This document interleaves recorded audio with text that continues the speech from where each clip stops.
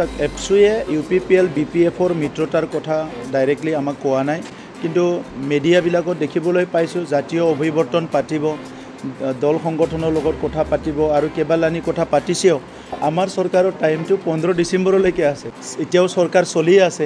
তো চৰকাৰ শেষ নহওঁতে প্ৰাৰ্থী ঘোষণা কৰা সেইটোতো দেখিবলৈ পোৱা নাই মই।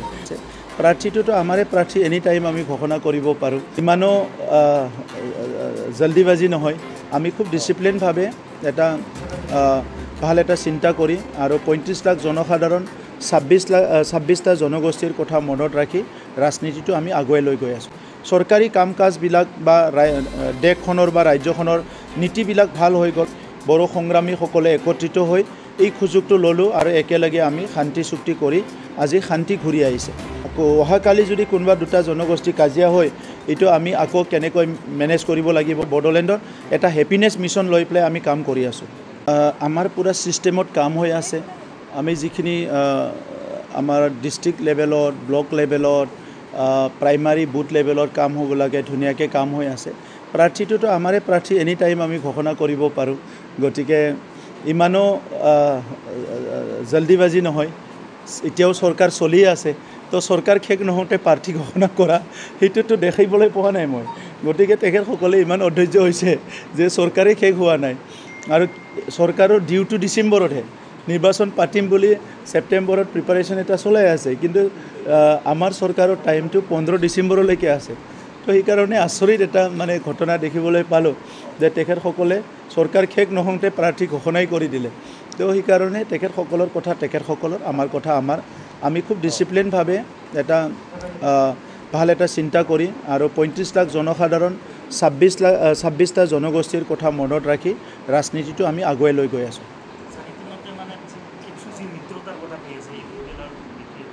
চাওক এপছুৱে UPPL BPFৰ মিত্ৰতাৰ কথা ডাইৰেক্টলি আমাক কোৱা নাই, কিন্তু মিডিয়াবিলাকত দেখিবলৈ পাইছোঁ জাতীয় অভিৱৰ্তন পাতিব, দল সংগঠনৰ লগত কথা পাতিব আৰু কেইবালানি কথা পাতিছেও। গতিকে জাতীয় সংগঠনবোৰৰ এইটো অকল নিখিল বড়ো ছাত্ৰ সন্থা নহয়, বেলেগ বেলেগ জনগোষ্ঠীৰো জাতীয় সংগঠনবোৰৰ এটা চিন্তা থাকে যে জনগোষ্ঠীটো জাতিটো এক হৈ থাকিব লাগে। চ' এই কথাটোকে সামাজিকভাৱেও, ৰাজনৈতিকভাৱেও, সাংস্কৃতিকভাৱেও চব দিশতে বিচাৰে আৰু সেই কথাটোকে নিখিল বড়ো ছাত্ৰ সন্থাই ৰাখিছে। পৰৱৰ্তী সময়ত যেতিয়া তেখেতসকলে আলোচনা কৰিব, তেতিয়া আমি বিবেচনা কৰিম যে কোন পথেৰে আগবাঢ়িম। ৰাজনৈতিকভাৱে আমি সকলো জাতি জনগোষ্ঠীক লৈ আগবাঢ়ি যাব বিচাৰিছোঁ। গতিকে জাতি জনগোষ্ঠীৰ কথাও থাকিব, বড়ো জনগোষ্ঠীৰ কথাও থাকিব, চব থাকিব, আমি একেলগে কাম কৰি যাম।